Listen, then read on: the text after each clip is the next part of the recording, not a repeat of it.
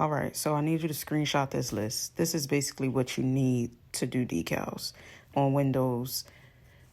This is what you have options for: a laser and craft paper. So these two items are optional. I have my craft paper and I have my laser.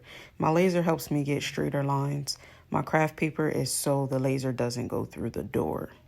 So basically, first things first, you want to get it straight. Obviously, you want to put your decal on there. I'm installing inside, so this decal was cut mirrored. So it's wrong when you're looking at it, but outside it's right. So I put my laser in a place where it's supposed to be a straight line, which is on top of the letters. So I lined it up. And then from there, I basically have to measure both sides to ensure that it's at least centered.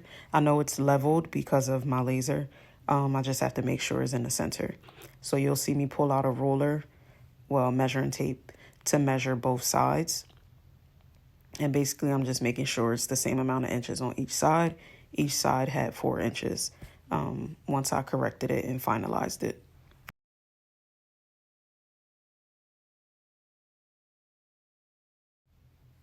This is me correcting it, moving it over a couple of centimeters, probably not even inches, because it was not that much off. And then from here, you want to hinge it with your masking tape. I like the hinge method. Some people like to hinge from the top and that's it. I like to hinge in the middle because there's less room for mistakes. So from here, I'm going to flip up.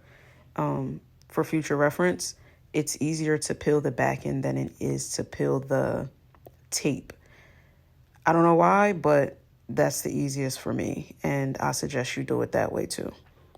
So what I do here is you see me pulling the backing from the masking tape, transfer tape rather. And what I'm going to do is I'm going to put a piece of tape, masking tape, on top of the transfer tape just so it can stay there and I can cut straight across with my blade because you want to cut that off. So once that's cut, you can either spray it for a wet application or you can do a dry application. I did a dry application here. So I go straight down the middle first and then I go out to the sides. It's a circle, so sometimes circles can be a little difficult. Whereas though it might, like, for lack of better words, scrunch up. You see me pressing a little harder there because I can tell where the bubbles are. So from this point, now I just pulled it down and I'm peeling the back end again. And I'm going to raise that up. And again, I'm going to squeegee directly in the middle, slowly. There's no reason to go fast on this part. Go as slow as possible so all of your edges are touching the glass and it's going down correctly. And that's what I'm doing here.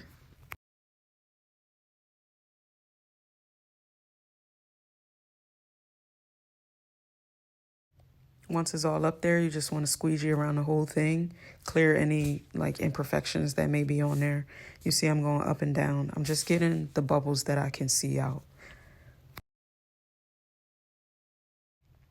Now, this isn't the best way to peel your transfer tape, but I've been doing this a while, so it kind of works for me. But you want to stay as close as possible to the decal when you're pulling, and you want to kind of pull on an angle.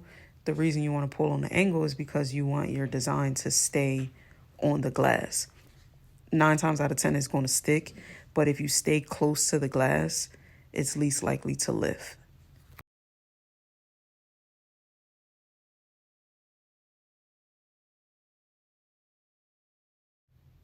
And on this part, I'm just clearing more bubbles out because, again, this is on a clear glass. So what's going to happen is you're going to see it from the outside. So I need to get as many bubbles out as possible before I apply heat. And here I'm just applying heat. I did the same thing for the hours down below. I'm just applying heat and still getting more and more bubbles out. And this is our finished product. Once you take the craft paper off, customer loved it, I loved it, and that's it.